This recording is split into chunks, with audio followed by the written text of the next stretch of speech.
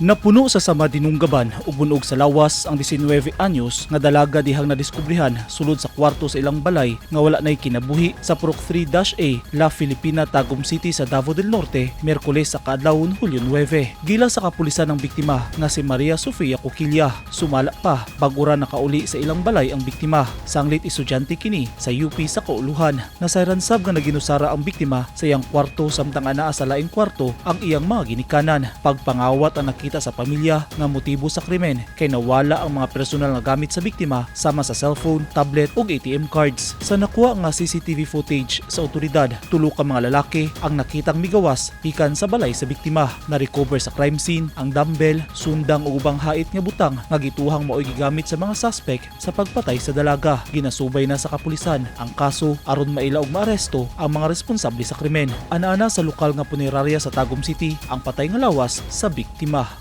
Eugene Hinutan, Newsline Philippines. Stay safe.